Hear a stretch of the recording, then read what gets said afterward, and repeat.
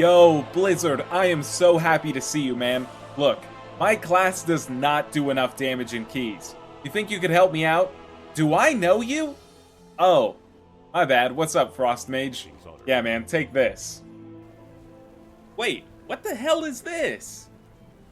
What up, gamers? I'm Aaron, and since Midnight's release, you've seen more absurd tuning than ever. You've watched the best classes get buffed, and the worst ones get nerfed. Unholy DK was tankier than Prot Paladin, and Brewmaster was more overpowered than your stepdad after a night of drinking. But real gamers know that this isn't anything new. In fact, class balance is usually the worst part of any good season. And don't worry, because we're gonna complain about it. But first, we've gotta give Blizzard a bit of credit, because the post-Shadowlands era is the most balanced that this game has ever been by far.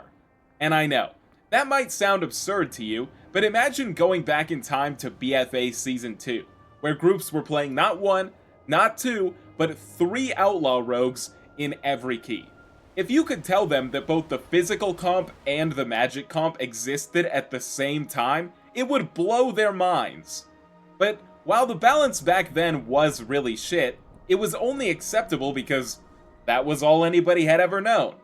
So yes, balance is a lot better, but it doesn't take an MDI champion to realize it could be a lot more. But why does class balance matter so much if it was fine sucking for that long? Well, as a mage player, I've now had to realize what it's like to not be S tier. And unsurprisingly, it fucking sucks. The bar for mage and M+ was so low that I was getting glazed in chat for simply not dying to every mechanic. And the amount of people who wanted to play with me was cut in half every key level I went up. But I'd be lying if I said that balance matters for everybody. Realistically, 99% of all pushers are going to run into gameplay issues long before they run into tuning issues. But the problems that are real at the top have a way of trickling down to the bottom. And by the time they get there, they are so much more absurd. I mean, your class catches a 2% nerf, and all of a sudden, your Battle.net friends are ignoring your DMs, you're benched from your raid team, and your girlfriend is leaving you for a Ret Paladin. So, let's get real about balance in World of Warcraft. See, class tuning has one major problem, from which all of the other problems spawn. And that's that the balance in this game is simply unreliable. What is my dumbass talking about? Well, we'll use the tank tuning from this last week as our first example. This change is amazing. For all of the classes affected, this is like finding water in the desert, which is way better than what tank players usually find in the desert, which is buffs to their auto attacks.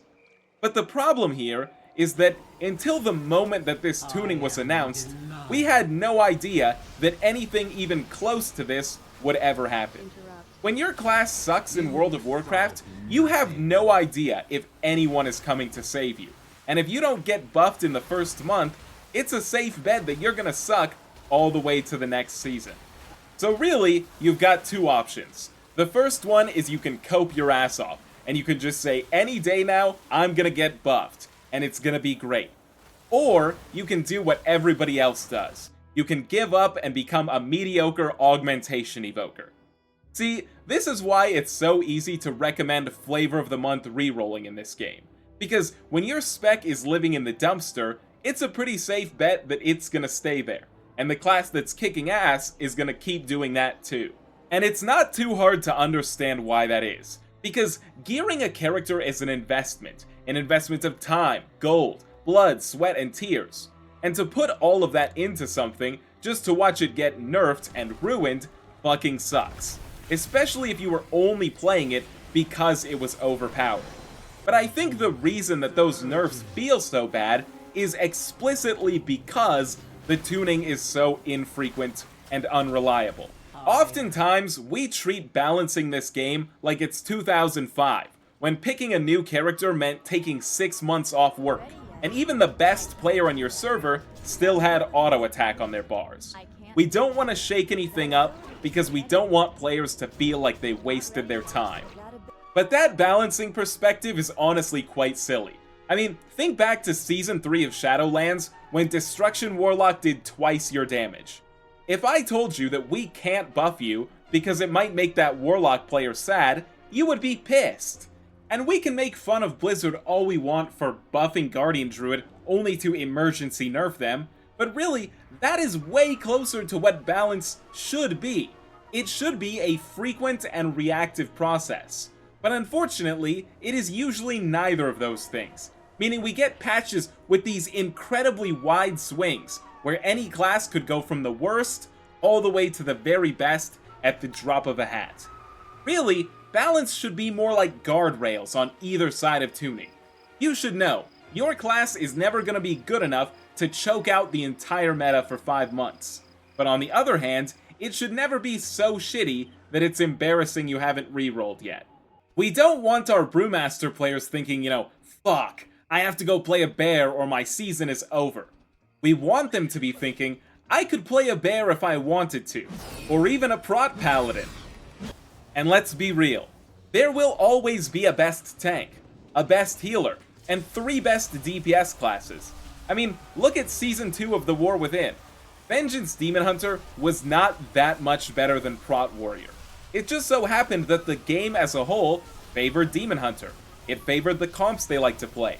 It favored having the ability to incapacitate a mob. It favored, surviving bleeds. That is normal, and it is inevitable. But we should never live in a world where a Brewmaster Monk doesn't feel alive until he's tanking a 21, and a Prot Paladin's game uninstalls itself if he even thinks about a 19. The tank tuning from this week is a great example of what is possible. I mean, imagine a patch even half that size every other week. How many patches do you think it would take to get from where we are right now to the best meta we've ever seen? If you asked me, I'd say less than 3. But anyway, I mentioned earlier that the unreliability of tuning causes all kinds of other problems. What might those be? Well, the next biggest one is that a lot of the time World of Warcraft's tuning is just straight up unresponsive. I mean, do you remember how you felt when you read that Unholy, Devourer, and Augmentation were all getting buffed at the exact same time?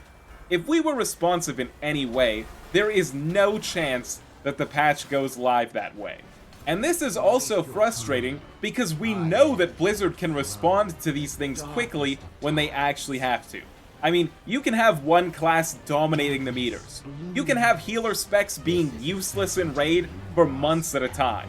But if a tank does good damage for 2 days, that shit is not gonna survive the reset. And real quick, one last thing while I'm already complaining is that balance is oftentimes misguided. And before you ask, yes, I am still salty that my class ate a nerf solely because noobs couldn't read their spells. But I think a better example is one of the countless tiers where Balanced Druid isn't really that good, but it shines on 1 or 2 split cleave fights and eats an undeserved nerf. And I know what you're thinking. You're thinking, Aaron, there's no way you're gonna make me feel sympathy for a Boomy. And I can respect that. But we do have to admit that quite often it seems like we're pulling our decision-making data from places that are better off ignored, or at least just a little out of touch. And when that one undeserved nerf might be the only change you get all season, it can cut pretty damn deep. So these balance patches like the tank tuning that we get, where we push the weaker classes even the slightest bit towards the norm, do so much good.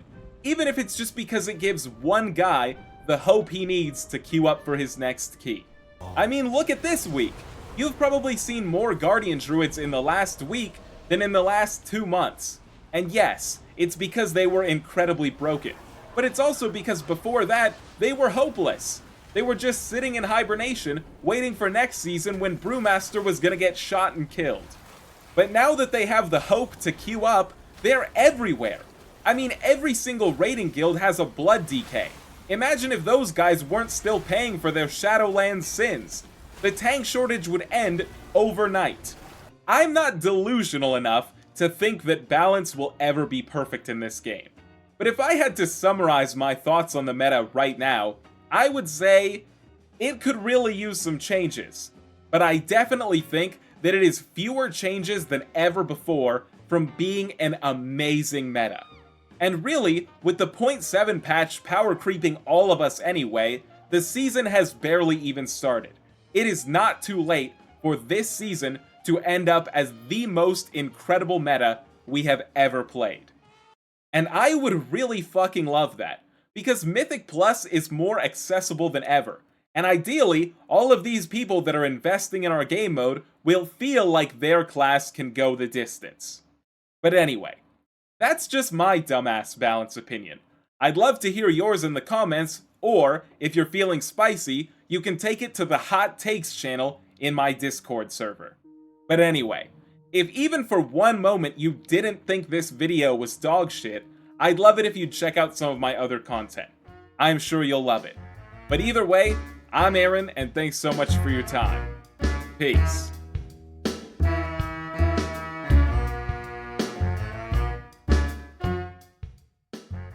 Because it might make those Warlock players sad.